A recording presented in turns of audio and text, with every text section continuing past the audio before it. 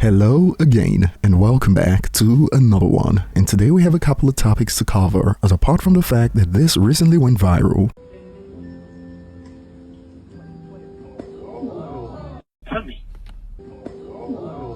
Game has been busy as he was recently spotted in Compton doing a walk organized by YG to bring rival gangs together. And Game shared his thoughts on this movement of unity that was kickstarted on this scale in recent years by Kendrick Lamar's Not Like Us performance and video, and we'll expand on this in a bit. Today we also have more linked to Eminem, as we got reports of an incoming music video from the death of Slim Shady that sparked some interesting split reactions. And today we also got to see more from our favorite weatherman on TikTok, who previously went viral for including Houdini lyrics in his weather reports. And he was back with more a few hours ago. This time he took on Godzilla from Music to Be Murdered By. More on this in a moment. And today we have more from LL Cool J, who recently addressed this moment from his interview on Club Shay Shay, when some hip-hop fans were shocked that he didn't include Jay-Z and DMX on his Mount Rushmore of Def Jam.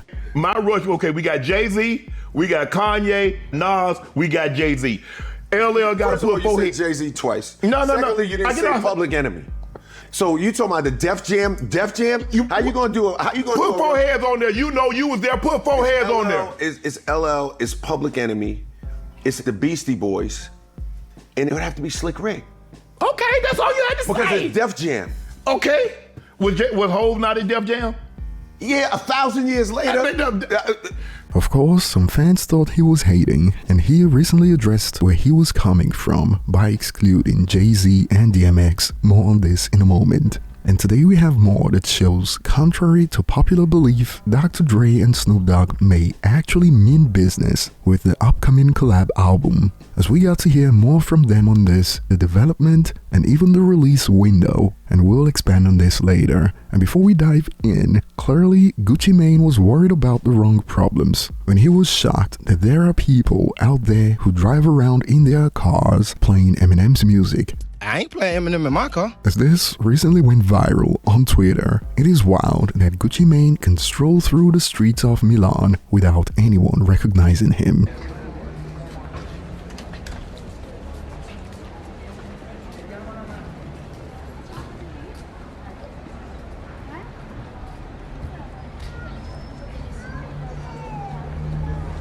And boy, this was bait to get Gucci Mane and his audience dragged, as this was met with viral responses like, "It is not wild at all, you live in a bubble and the rest of the world isn't in there." And some have added, he can probably walk through most of the streets on Earth and not be recognized. And it is wild that all these posts have gone viral, but just a few years back, we were supposed to take Gucci Mane's word as gospel when he was talking about how no one bumps Eminem in their ride. An interesting take that came from a rapper who could walk freely in a top 10 most populous European city. And moving on to the main topics today, we'll be starting with this one that popped up a few hours ago, as fans on social media reported seeing this notification of an upcoming video for Somebody Save Me slated to drop tomorrow. And it disappeared shortly after, but it is now back on Eminem's page, and this has sparked some interesting reactions so far, as on one end,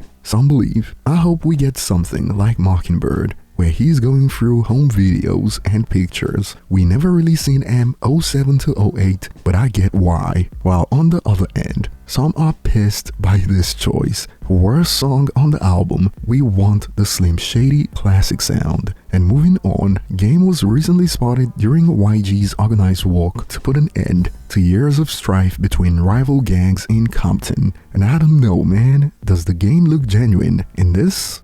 This right here, through your lens, homie, it just look like, I don't know what it look like to you. For me, bro, this shit bring tears to my eyes, homie. You know what I'm saying? You see all this much red and shit. Westside bumped the nigga, every hood, niggas is doing it, everybody all good, ain't no bullshit, nobody even feel no tension, no bullshit, homie. This shit make a nigga happy, on me.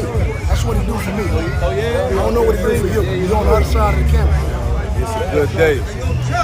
Good thing I'm bopping right now, you know what I'm saying? But even if he's playing to the cameras, overall, this is a good thing for Compton. And moving on, we got an update on the story we covered in the last video, when Louisiana rapper Hurricane Chris put 50 Cent on blast for not inviting rappers from the state to perform. Of course, like we covered in the previous video, Hurricane Chris was called out, fact-checked, and even exposed in the process. And a few hours ago, we got to hear from DJ Envy, who went off on Hurricane Chris for calling out 50 Cent for doing something positive for Shreveport because he wasn't invited. Check out a snippet from The Breakfast Club. I don't understand us sometimes, y'all. I really don't. That's what Mike Rubin was talking about. We're so quick to put each other down. I mean, we could talk about everything that 50 did for Shreveport, right? He put millions into that city. He built things in that city that only hired Shreveport residents. And he has videos and videos of those actual brothers and sisters saying thank you because we needed the job, needed to work. The restaurants, big black businesses and smaller black restaurants that made so much money. The Uber drivers made so much money. He did have Louisiana artists on there. He had Master P, Fredo Bang. He had a bunch of influencers from Shreveport. I don't know their name, but I've seen their videos. And yes, he did pay $500,000. Well, the reason was he wanted to keep the city safe while so many people were in the city. And for that 5 days when 50 was there was not one violent crime. But did he book Hurricane Chris though? No, he didn't book Hurricane Chris, but what he's saying is that there were local people that were booked. That's I'm being what you're sarcastic, saying, right? Lauren. Jesus Christ, God. You didn't see his face. Yeah, because don't be coming. She was like, I'm being sarcastic. She's about to start clapping Because at you. I hate when we do that. Because it's like, yo, he didn't have to go there. 50 got bread. He could have went anywhere he wanted to go. And I believe anyone who's been following this story knows that at this point, Hurricane Chris was just mad because he wasn't invited. And check this out. Hurricane, with a false sense of entitlement, nobody owes you anything. The businesses weren't complaining, the Uber drivers weren't complaining, the artists that performed, and even those who didn't perform didn't complain. But we got Hurricane Chris complaining. Oh gee, I wonder why.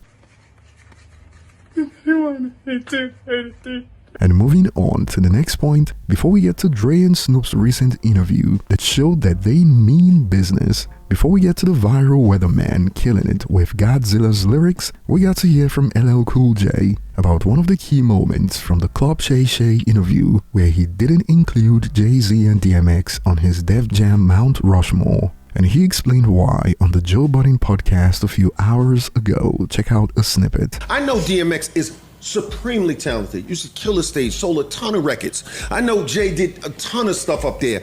But I also know that when I walked into Rick Rubin's dormitory, it was a fucking idea, bro. Yeah. Like, you're trying to talk to me about guys that are popular.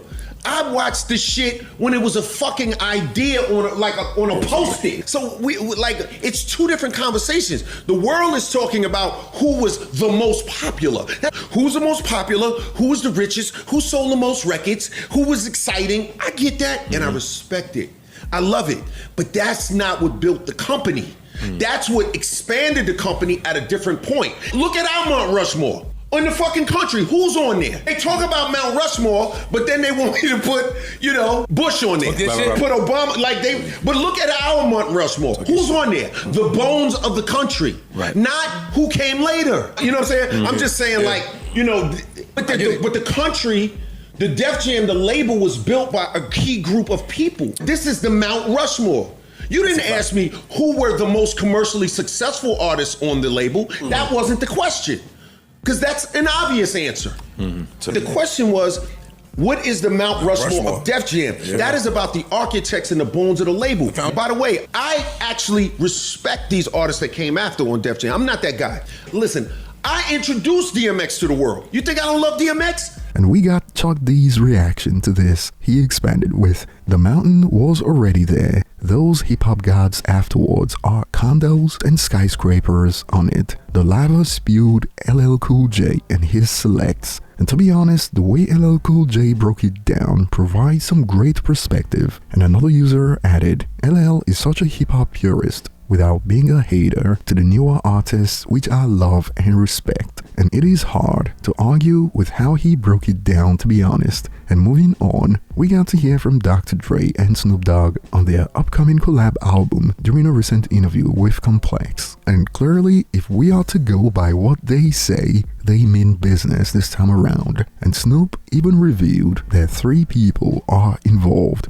Dre, Snoop, and Jimmy. Check out a snippet. Anything that I do outside of him, I don't want him to hear it. Because he's so critical, he's a perfectionist, and it's like, that's why I chose to work with him on this project rather than try to do something on the outside and be like, what you think about this, Dre? No, why not just go let him produce me and give me the greatest experience I can have? Because when I work with other producers, they get close, but they can't do what he do. Right now, it's 3 parties involved, me, Snoop, and Jimmy. If all 3 of us are loving it, then we go. But it can't be 2 to 1, it's gotta be 3 to 0. It's all of our record. It's me, Jimmy, and Snoop. This is us. Everything we do, it has to be 3-0. I love being in the trifecta with these guys because I have less work to do. I can just be Snoop Dogg when I'm with them. Like, I don't have to be the thinker, the manager, the orchestrator, the creator. I can just be talent. And that's where the trust comes in. He has to trust us, which means I can't fuck up, and we're gonna show up. We on our A game. Like, we bring the best out of each other. Like, when we're together, we're great. I'm great when I'm with Dr. Dre. When I'm not with Dr. Dre, I'm good. And for those who are convinced that these may never come out at the end of the day, since this is Dr. Dre after all, and there's history to back that up,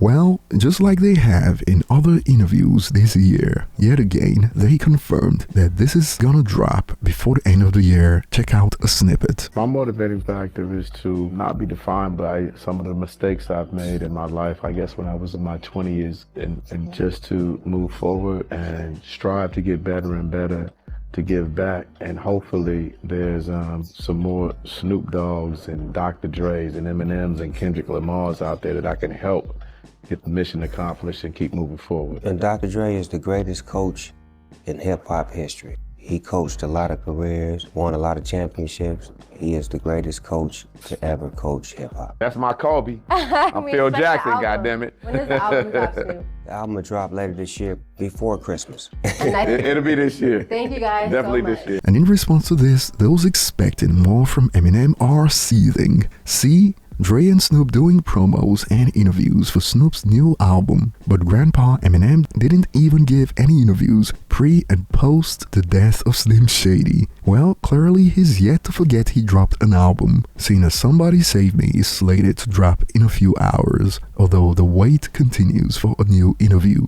And moving on, TikTok's favorite weatherman was back with more Eminem content a few hours ago, and this time he slipped in Godzilla's lyrics into some of his reports, just like he did with Houdini a few weeks ago. Check it out, if Eminem did the weather. Fill him with the venom and eliminate him. Other words, I'm intimate him. I don't want to hurt him, but I did him in a fit of rage. I'm murdering again. Nobody will. Very little rain over the last several days. That's the hand we've been dealt. Rain chances hit the deck like the car dealer. If it's been too hot for you lately, better vacate, retreat like vacay Mayday. We're going over 100 degrees today. Again, it's a heat advisory today as the heat is cray-cray. I've got it abbreviated. HA, probably for 3 days in a row here with those heat advisories. But when you look at these numbers, it's kind of normal during the day, but at night turn to a monster. When the moon shines like ice road truckers tomorrow morning early, we could see humidity close to 100% near the coast. In the summertime, high pressure is the bad guy, like a villain out of those blockbusters. Godzilla, fire spitter, monster, bringing very hot temperatures. A string of triple-digit heat lately. Don't nobody want it, but they're going to get it anyway. Again today, highs in the 70s, even 60s. Texas looking that, saying 100% of you is 1/5% of me. This area of high pressure has been blown up like an inflatable. It's undebatable, unavoidable, unevadable for several days, and that's going to keep us really hot.